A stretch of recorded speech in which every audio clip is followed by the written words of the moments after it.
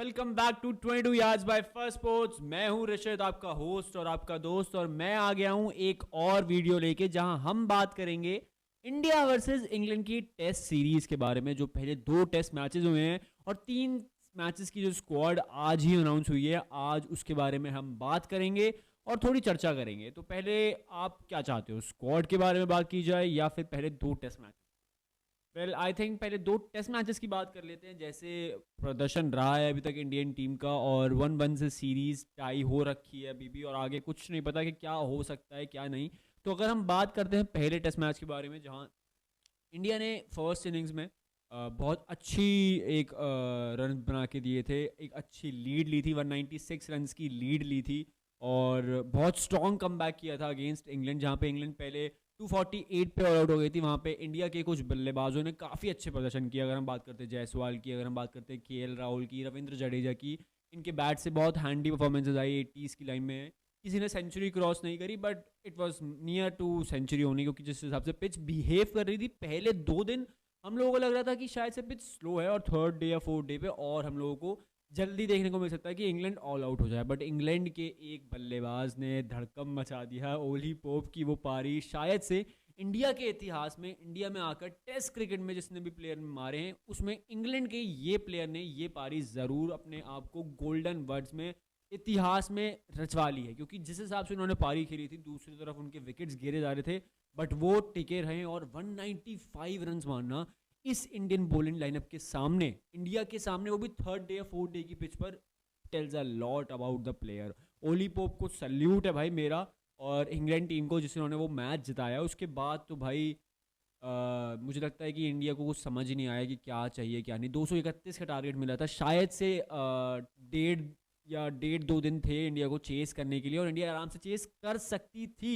But फिर भी chase नहीं कर पाई। एंड दिस इज मेरे लिए बहुत डिसहार्टनिंग है, क्योंकि मैंने इंडियन टीम को वहाँ पे डोमिनेट करते हुए देखा, जहाँ पे यार वो हार रही होती थी बट फिर भी उसके बाद जीतती थी, और अपने घर में आके होम सॉइल टेस्ट मैचेस पे हराना एक गुरूर था हमारा। ठीक है यार, वर्ल्ड कप हार गए जैसा भी हुआ, बट टेस्ट मैचेस अभी भी अल्टीमेट फॉर्म ऑफ क्रिकेट है। और उसके बाद अगर हम होम टेस्ट सीरीज खेल रहे हैं, उसमें एक ऐसी प्रदर्शन करना कि विकेटों की झड़ियाँ लग गई, रोहित शर्मा, जायसवाल, शुभमन गिल 0 पे, उसके बाद श्रेयस अय्यर की कोई परफॉर्मेंस नहीं है, केएल राहुल नहीं चल पाए सेकंड इनिंग्स में, रविंद्र जडेजा का बल्ला नहीं चला, किसी का भी बल्ला चला।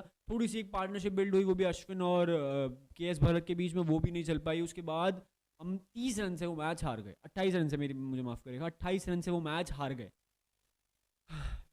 बट ठीक है, सेकेंड टेस्ट मैच में हमने कम किया। सेकेंड टेस्ट मैच में हम लोगों ने पहले बैटिंग करी, और हम लोगों को Yashasvi Jaiswal, the next superstar, it's too soon to say for me, कि वो वीरेंद्र सहवाग की याद दिलाते हैं। सेंचुरी मारी छक्का मार के, 150 रन पूरे करिए चौका मार के, 200 रन पूरे करिए चौका मार के, तो दिखाता है कि उस बंदे की मेंटालिटी क्या है, वो कैसे अपने आप को प्रोग्रेस कर रहा है। T20 क्रिकेट हो, टेस्ट क्रिकेट हो, ओडीआई क्रिकेट हो, वो बंदा इज हेयर टू स्टे। 22 साल का ये लड़का शायद बहुत दूर जाएगा। 209 रन की पारी इंग्लैंड के अगेंस्ट, इंग्लैंड की चलो इतनी स्ट्रॉन्ग बॉलिंग लाइनअप नहीं, बट फिर भी जेम्स एंडरसन जैसा बॉलर जिस टीम में है, उसमें भी अगर आप रन मार रहे हो तो कुछ ना कुछ आपका दिखाता है। पूरे इनिंग्स में अगर हम बात करते हैं तो सिर्फ यशस्वी जायसवाल थे जिन्होंने 209 रन मारे, और पूरी इंडियन टीम 35 रन से, मतलब अगर आप बात करते हैं सिर्फ second highest score Shubman Gill का था 34 रन। उसके बाद कोई भी रन 30 से ऊपर नहीं बना पाया, जो दिखाता है कि इंडियन बैटिंग लाइनअप कितनी स्ट्रॉन्ग थी एक टाइम पे और कितनी वीक होती जा रही है। इस टेस्ट मैच में हम लोगों को केएल राहुल नहीं दिखे थे, और रजत पाटीदार का हमने डेब्यू देखा। पहले इनिंग्स में 32 रन बनाया, अनलकीली आउट हो गए, सेकंड इनिंग्स में वो नहीं चल पाए। बट इस मैच में अगर हम बात करते हैं तो इंग्लैंड ने फिर भी काउंटर अटैक करने की कोशिश करी। अगर हम बात करते हैं कि सेकंड इनिंग्स में देवर चेजिंग अराउंड 399 रन, और जिस हिसाब से उनकी मेंटालिटी थी, देवर कमिंग स्ट्रॉन्ग।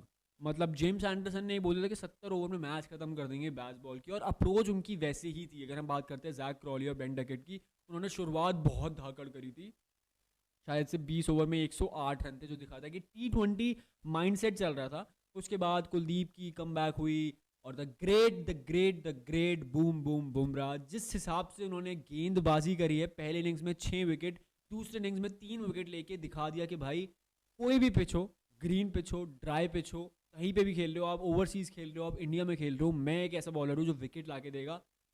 अभी भी मुझे याद है ओली पॉप ने पहले इनिंग्स में 195 रन मारे थे, बट सेकंड इनिंग मतलब सेकंड टेस्ट मैच की फर्स्ट इनिंग में वो यॉर्कर, यार क्या यॉर्कर थी, क्या यॉर्कर थी। तो बात करते हैं जसप्रीत बुमराह के बारे में। अब 150 विकेट्स ले लिए उन्होंने, सबसे फास्टेस्ट इंडियन पेसर है जिन्होंने 150 विकेट्स लिए, और सबसे बेस्ट एवरेज है उनका टेस्ट क्रिकेट में वर्ल्ड वॉर 2 के बाद, जो दिखाता है कि वो भाई लेजेंड बन चुके हैं अभी से ही 30 साल की उम्र में। और शायद से हम लोगों को इंडिया की कप्तानी करते हुए भी वो दिख सकते हैं इन वाइट बॉल और रेड बॉल फॉर्मेट दोनों में, जिस हिसाब से उनकी अब स्किल्स चल रही हैं। बस भाई इंजर्ड ना। तो दूसरा टेस्ट मैच हमने जीता, अच्छा खासा जीता। वहाँ पे जसप्रीत बुमराह स्टार रहे, यशस्वी जायसवाल स्टार रहे, शुभमन गिल ने भी कम किया, सेंचुरी मारी सेकंड इनिंग्स में, जहाँ पे सारी बैटिंग लाइनअप स्ट्रगल कर रही थी, बट वो बंदे ने 105 रन मारे पर गलत शॉट पे आउट हुए, वो जो दिखाता है। श्रेयस अय्यर की बहुत बेकार परफॉर्मेंस रही। विराट कोहली की याद हमें आ रही थी पहले 2 टेस्ट मैचेस में, और अब हमें पूरे लास्ट 3 टेस्ट मैचेस में भी उनकी याद आएगी।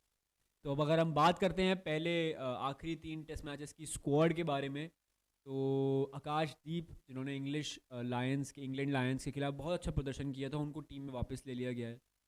सरफराज खान जुड़ गए हैं, ध्रुव जुरेल और बाकी वही टीम है। श्रेयस अय्यर को ड्रॉप कर दिया गया क्योंकि उनकी फॉर्म टेस्ट क्रिकेट में नहीं है और उनकी बैक इश्यूज बहुत ज़्यादा हैं, और आईपीएल आने वाला है तो उनको फोकस करना पड़ेगा। और सबसे बड़ा झटका जो मुझे लग रहा है, विराट कोहली आखिरी 3 टेस्ट मैचेस में भी नहीं है। This is the first time कि इंडिया की कोई test series Virat Kohli miss करेंगे अपने डेब्यू में, पूरी टेस्ट सीरीज मिस करेंगे। 2011 में उन्होंने डेब्यू किया था, उसके बाद से पहली बार ऐसा होगा कि अपने 13 साल के करियर में वो बंदा पहली बार टेस्ट मैचेस मिस कर रहा है, पूरी टेस्ट सीरीज मिस कर रहा है। 2011 से 2023 तक उन्होंने सिर्फ 3 टेस्ट मैचेस अपने आप को ड्रॉप करवाया था, सिर्फ 3 टेस्ट मैचेस, और अब 2024 में 5 ऑलरेडी हो गए हैं। विराट कोहली के साथ क्या हो रहा है, क्यों पर्सनल रीजंस हैं, क्या फैमिली इमरजेंसी, हमें नहीं पता, और हम चाहते हैं कि प्राइवेसी मेंटेन रहे। बट फिर भी अगर हम खिलाड़ियों की बात करते हैं तो खिलाड़ियों, अगर आप इंडिया को रिप्रेजेंट कर रहे हो तो आपको इंडिया को रिप्रेजेंट करना आपकी प्रायोरिटी होनी चाहिए। And Virat should have been back. शायद वो आईपीएल से थोड़ा सा रेस्ट ले लेते, बट अगर टेस्ट सीरीज़ है, वो भी इतनी बड़ी टेस्ट सीरीज़ है, वो भी इंग्लैंड जैसी टीम के अगेंस्ट, तो आपको खेलना चाहिए था। और 3 टेस्ट मैचेस में विराट कोहली की याद हमें ना आए तो बेटर रहेगा, बट हमें पता है कि विराट कोहली जब भी खेलते हैं, जैसे भी खेलते हैं, वो इंडियन टीम की जान है, and there is no doubt about that. तो Virat Kohli in 3 test matches में नहीं है। और अगर हम स्क्वाड के बारे में बात करते हैं, श्रेयस अय्यर को आई थिंक फेयरली ड्रॉप किया गया है, क्योंकि उनकी फॉर्म बिल्कुल ही नहीं है टेस्ट क्रिकेट में, और उनकी बैक बहुत इशूज़ है। शायद हम लोगों को दिख सकता है कि सरफराज खान अब 5 नंबर पर डेब्यू करते हुए दिख रहे हैं, और केएस भरत की जगह ध्रुव जुरेल भी हमें खेलते हुए दिख सकते हैं शायद, क्योंकि ध्रुव जुरेल ने चाहे इतने फर्स्ट क्लास मैचेस खेले नहीं है, रणजी मैचेस खेले नहीं है, बट उनकी फॉर्म आईपीएल में काफ़ी अच्छी रही है, और हमें एक बैट्समैन की भी नीड है, क्योंकि केएस भरत एक हैंडी 20-25 रन स्कोर कर देते हैं। अगर हम विकेट कीपर से उम्मीद है, हमें महेंद्र सिंह धोनी के बाद, ऋषभ पंत के बाद एक ऐसा विकेट कीपर चाहिए जो शायद रन स्कोर करके दे। तो ध्रुव जुरेल पे मुझे लगता है कि इन्वेस्टमेंट होगी लास्ट 3 टेस्ट मैचेस में। अश्विन की बात करते हैं तो दूसरे टेस्ट मैचेस में पहली बार ऐसा हुआ था कि अश्विन एक इनिंग्स में कोई विकेट नहीं लेके गए, मतलब 2013 के बाद से ऐसा हुआ था, और 500 विकेट के वो 1 विकेट दूर हैं, तो शायद से अपने माइलस्टोन भी पूरा करेंगे, 9th बॉलर बनेंगे टेस्ट क्रिकेट हिस्ट्री में जो 500 विकेट्स लेंगे। जसप्रीत बुमराह खेलते हुए दिखेंगे, और वाइस कैप्टन हैं। सिराज की वापसी हो गई क्योंकि दूसरे टेस्ट मैच में शायद से रेस्ट के लिए लिया था, क्योंकि उनका वर्कलोड मैनेजमेंट बहुत ज़्यादा हो रहा था। अगर हम बात करते हैं ईशान किशन अभी भी स्क्वाड में नहीं है, उनको क्या है क्या नहीं हम लोगों को कुछ आइडिया नहीं है, और कोई बीसीसीआई कम्युनिकेट नहीं कर रहा है। एक न्यूज़ आई थी कि ईशान किशन प्रैक्टिस कर रहे हैं, बट फिर भी अब शायद से वो चेंज हो गया है। क्या ईशान किशन शायद आईपीएल में ही दिखेंगे, आईपीएल में परफॉर्मेंस करेंगे, T20 वर्ल्ड कप में दिखेंगे, क्या कुछ नहीं पता। अगर हम बात करते हैं, और शुभमन गिल अब शायद से नंबर 3 पे खेलते हुए दिखेंगे, क्योंकि लास्ट टेस्ट मैच में उन्होंने सेंचुरी मार दी है। नंबर 4 पे मुझे लगता है रजत पाटीदार को ही बैक किया जाएगा। लास्ट टेस्ट मैच में उनका हैंडी नॉक्स रहे थे 32 रन और 12 रन के, जो लगता है कि शायद से कॉन्फिडेंस बूस्ट होगा। और अगर आप प्लेयर को एक मौका नहीं दोगे, क्योंकि उन्होंने फर्स्ट क्लास में इतने रन स्कोर करे हैं, तो यार उस प्लेयर को कॉन्फिडेंस नहीं आएगा। And I think it's fair to give him chance. Rajat Patidar, Sarfaraz Khan लग रहे हैं मुझे 5 नंबर पे डेब्यू करेंगे फर्स्ट क्लास में। क्लासिक रिकॉर्ड है, एक लेजेंड है फर्स्ट क्लास क्रिकेट के, रणजी ट्रॉफी के। नंबर 6 पे मुझे लग रहा है रविंद्र जडेजा वापस आ जाएंगे। उनकी अभी तक तो पॉजिटिव रिपोर्ट्स ही हैं। ओह सॉरी, मैं भूल गया कि शायद हम केएल राहुल को भी देख सकते हैं। केएल राहुल भी फिटनेस से वापस आ रहे हैं, बट केएल राहुल की वापसी अभी भी कंफर्म नहीं है, तो केएल राहुल भी शायद से खेलते हुए दिख सकते हैं नंबर 5 पे। तो सरफराज खान को शायद से वेट करना पड़ जाए, शायद। मैं रजत पाटीदार को बैक कर रहा हूँ, over Sarfaraz Khan because of some records and the sensibility with he play with. Ravindra Jadeja, Ashwin, Kuldeep Yadav को बैक करूँगा, अक्षर पटेल को बैक करूँगा. ये 3 स्पिनर तो मैं बैक करके चल ही रहा हूँ. अगर रविंद्र जडेजा फिट होते हैं तो भी, रविंद्र जडेजा अगर आते तो 4 स्पिनर और एक पेसर जो मैं मान के चल रहा हूँ कि हम जसप्रीत बुमराह को ही खेलते हुए देखेंगे, क्योंकि 10 दिन का गैप हो गया है and it's good for a player to take 10 दिन का रेस्ट.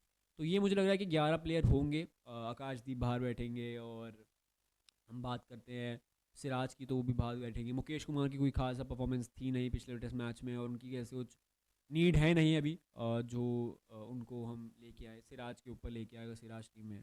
तो ये है. रोहित शर्मा की फॉर्म थोड़ी मैटर ऑफ कंसर्न है, बट शायद इससे लास्ट 3 टेस्ट मैचेस हमें बहुत इंटरेस्टिंग देखने को मिलेंगे और शायद से हम लोगों को कुछ ना कुछ डिफरेंट देखने को मिलेगा और इंग्लैंड कम्पीट करेगी. मैं तो ये मान के चल रहा हूँ, पहले मैं ये माना था कि 5-0 से इंडिया ये सीरीज़ जीतने वाली है, बट अब मुझे लग रहा है कि 3-2 से इंडिया ये सीरीज़ जीतेगी, जहाँ पे 2 टेस्ट मैचेस इंग्लैंड ज़रूर जीतेगी. एक तो जीत चुकी है, एक और जीतेगी. अब अगला मैच राजकोट में है, उसके बाद शायद से हम दिल्ली के अराउंड ट्रैवल करेंगे. लास्ट हम धर्मशाला में खेल रहे हैं. तो ये 3 टेस्ट मैचेस है. राजकोट की pitch is batting friendly pitch, तो रन्स शायद हमें दिख सकते हैं बहुत बनते हुए, बट वी नेवर नो कि इंडियन बैटिंग कब कोलैप्स कर जाए, क्योंकि विराट कोहली नहीं है. तो बात करते हैं अब इस चीज़ के बारे में कि कैसे मेंटालिटी रहेगी इंग्लैंड के बारे में. इंग्लैंड की मेंटालिटी बहुत स्ट्रेट है. मुझे लगता है कि वही जो 11 खेल रहे हैं वही हमें 11 खेलते हुए दिखेंगे तीसरे टेस्ट मैच में भी. मैं एक चीज़ बोलना चाहूँगा कि शायद से इंग्लैंड को ओली रॉबिन्सन को टीम में लाना चाहिए and they should go with 2 spinners and 2 pacers, because उनकी स्ट्रॉन्ग, उनकी बैक वही है. अगर आप 3 स्पिनर्स खिला रहे हो, वो तीनों स्पिनर्स बहुत ज़्यादा आई से कि मीडियोकर हैं. उन्होंने एक टेस्ट मैचेस खेले, 2 टेस्ट मैचेस खेला है. हार्टली ने डेब्यू किया पहले टेस्ट मैच में, बशीर ने डेब्यू करा दूसरे टेस्ट मैच में, रिहान अहमद 5वां टेस्ट मैच खेल रहे हैं. तो सारे इनएक्सपीरियंस हैं. हार्टली ने अच्छी परफॉर्मेंस करी है, बशीर ने भी अच्छी परफॉर्मेंस करी है. रिहान अहमद जो हम लोगों को लग रहा था कि स्टार बन सकते हैं सीरीज़ के, उनकी अभी तक पहले 2 टेस्ट मैचेस में इतनी अच्छी परफॉर्मेंस नहीं रही है. तो आई थिंक कि रिहान अहमद को ड्रॉप करके ओली रॉबिन्सन को लाना चाहिए टीम में, और James Anderson, Ollie Robinson, Hartley और हमारे बशीर, ये 4 बॉलर्स इंग्लैंड की तरफ से खेलते हुए दिखने चाहिए. जो रूट है उनकी, एक हैंडी बॉलर है जो बढ़िया से डाल देते हैं और एवरेज उनका अच्छा है बॉलिंग में. बेन स्टोक्स को भी शायद से अभी रिपोर्ट्स आई हैं कि बेन स्टोक्स भी हमें को बॉलिंग डालते हुए दिख सकते हैं, जो अच्छी एक पॉजिटिव साइन है इंग्लैंड के लिए. बाकी बैटिंग तो उनकी स्ट्रॉन्ग है ही. बेन डकेट और जैक क्रॉली बहुत अच्छी फॉर्म में है. उसके बाद ऑली पॉप बहुत अच्छी फॉर्म में है. जो रूट बहुत अच्छी फॉर्म में है. जॉनी बेस्टो भी रन स्कोर कर रहे हैं, 30, 35, 40 रन अच्छे स्कोर कर रहे हैं, तेज स्कोर कर रहे हैं जो बैस बॉल की अप्रोच है. बेन स्टोक्स अच्छे रन स्कोर कर रहे हैं. फिर बेन फोक्स की अगर हम विकेट कीपिंग की बात करते हैं तो बहुत एक्स्ट्रॉर्डनरी रही है. रन थोड़े कम स्कोर करे हैं, बट इतने थ्रेटनिंग नहीं है वो इंडिया के लिए जितने इंग्लैंड की टीम लगनी चाहिए, जो इंग्लैंड की टीम का विकेट कीपर लगना चाहिए. Jonny Bairstow as a wicket keeper खेल सकते हैं, और नंबर 6 पे को शायद से इनको ऑलराउंडर की एक नीड है जो शायद टीम में आ सकते हैं. तो हम लोगों को एक ये चेंज दिख सकता है कि बेन फोक्स की जगह कोई और खिलाड़ी हमें एज अ बैट्समैन दिखे टीम में, क्योंकि Jonny Bairstow as a wicket keeper खेल सकते हैं. अब लास्ट 3 टेस्ट मैचेस का प्रेडिक्शन भी आप मुझे बताते हुए जाओ. मुझे लगता है कि 2-1 से लास्ट 3 टेस्ट मैचेस इंडिया जीतने वाली है. और कौन सा टेस्ट मैच इंग्लैंड जीतेगी वो भी कमेंट करके ज़रूर बता देना. अब ये वीडियो यहाँ तक देख ली है तो यार प्लीज़ लाइक कर दो, प्लीज़ कमेंट कर दो, प्लीज़ चैनल को सब्सक्राइब करना मत भूलना, क्योंकि ऐसी वीडियोज़ मैं आपके लिए लाता रहूँगा जहाँ मैं और आप क्रिकेट के ऊपर कनेक्ट करते हैं. And I want to end this video in a very sad note कि we miss you Virat, please come soon.